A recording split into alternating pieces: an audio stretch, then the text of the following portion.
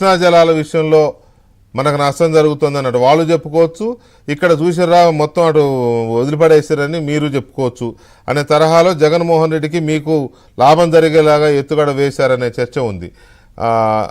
ఇంత ముందు వచ్చిన ఆరోపణలే, దానికి ఏమో చెప్తారా? మ్యూట్లో ఉంది చూడండి.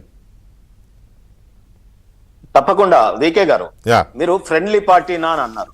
నో, తెలంగాణలో వారి శాఖనే లేదు, ఎట్లా ఫ్రెండ్లీ పార్టీ అవుతాం మేము? లేదు కాబట్టి ఒక్క నిమిషం, లేకపోతే ఫ్రెండ్లీ పార్టీ ఎట్లా ఉంటుంది చెప్పండి.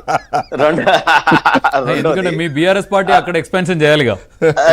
బీజేపీ మేము బయట పెడతాం, బీజేపీ కాంగ్రెస్ ఎట్లా ఉంటుంది అనేది. ఇప్పుడు బీజేపీ వక్తగా మాట్లాడిన దాన్ని మాట్లాడుతూ మీ ప్రశ్నకు వస్తాను.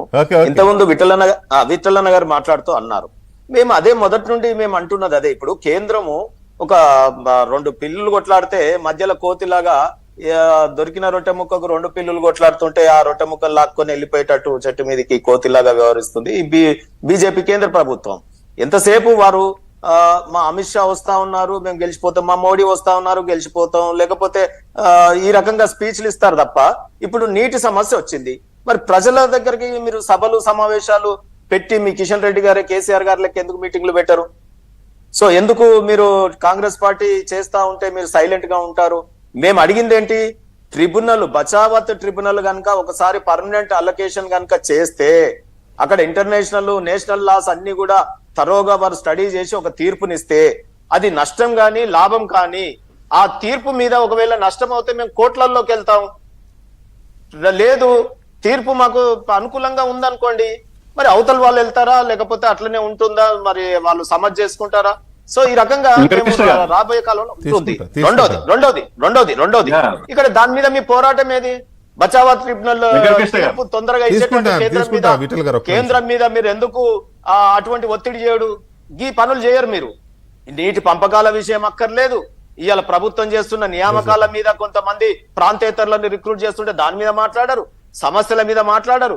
ఇవాళ బీసీల కులగణన మీద చేస్తే మీరు సైలెంట్, కనీసం నోరు కూడా పెదాలు కూడా ఓపెన్ అవుతలేదు మన సమగ్ర కుల సర్వే మీద. ఆ తర్వాత చట్టసభలలో రిజర్వేషన్ బీసీల అంశం వచ్చినప్పుడు మీ నోర్లు మూసుకపోతా ఉన్నాయి. మౌనవ్రతం అప్పటిదప్పుడే మౌనవ్రతంకి వెళ్తారు, అప్పటిదప్పుడే మీరు మౌనవ్రతం వీడిపోతారు. సో దీంట్లో ఎక్కడో కాంగ్రెస్ పార్టీ మీరు మ్యాచ్ ఫిక్స్ అయ్యి ఇవాళ మమ్మల్ని లేకుండా చేసి రాబోయే కాలంలో అది ఎట్లా అసలు డిఎన్ఏనే కలవదు కదా.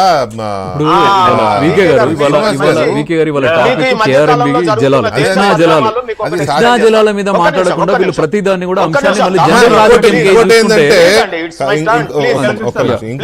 శ్రీనివాస్ గారు, బీఆర్ఎస్ పార్టీకో ఒక్క మాట ప్లీజ్ మిమ్మల్ని మీగా చెప్తున్నా, మీరే ఇక్కడ ఏంటంటే బీఆర్ఎస్ పార్టీకో లేకపోతే వైఎస్ఆర్ పార్టీకో లేకపోతే టీడీపీకో లేకపోతే డిఎంకేకో ఇంకో పార్టీ ఈ పార్టీలన్నిటికో చరిత్ర ఉంది. అయితే బీజేపీతో లేదా కాంగ్రెస్తో కలిసి పనిచేసిన చరిత్ర ఉంది, కానీ బీజేపీ కాంగ్రెస్ కలిసి పనిచేసిన చరిత్రలోనే లేదు అసలు.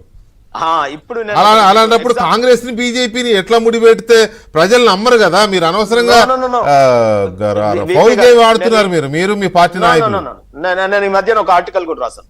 ఎట్లా చెప్తున్నా అంటే ఈ రోజు ప్రాంతీయ పార్టీలు ఉన్న దగ్గర బీజేపీ ప్రాంతీయ పార్టీలు కొరకరాని మనం ఎటో పోతున్నాం అనుకుంటున్నా నేను. ఇది ఒక్కటే చెప్తాను లాస్ట్, ఇది ఇంపార్టెంట్ ఇష్యూ. మీకు తమిళనాడులో చూసుకుంటే స్టాలిన్ గారిని, మమతా బెనర్జీ గారిని కానీ లేకపోతే ఐదర్ ఏ పార్టీ సపోర్టో గానీ నితీష్ కుమార్ గారు గారిని, ఈ రకంగా ప్రాంతీయ పార్టీలు కేసీఆర్ గారిని, ఆప్ కేజ్రీవాల్ గారిని, వీరిని బీజేపీ నేరుగా కొట్టలేకపోతుంది. ఫస్ట్ కాంగ్రెస్ గవర్నమెంట్ వచ్చేలా ఇది పనిచేస్తూ ప్రాంతీయ పార్టీలను మింగేసి ఆ తర్వాత కాంగ్రెస్ పార్టీ ఇప్పుడు మధ్యప్రదేశ్, రాజస్థాన్, ఛత్తీస్గఢ్ ఏ రకంగానైతే కాంగ్రెస్ ను సునాయాసంగా ఓడిస్తూ ముందుకు పోతా ఉంది బీజేపీ. ఇప్పుడు బీజేపీ ఏమనుకుంటుందంటే కాంగ్రెస్ పార్టీని ఫస్ట్ అధికారంలోకి తేవాలి, ఆ తర్వాత మనం సునాయాసంగా బీజేపీ ప్రభుత్వంలోకి రావడానికి ఈజీ అవుతుంది.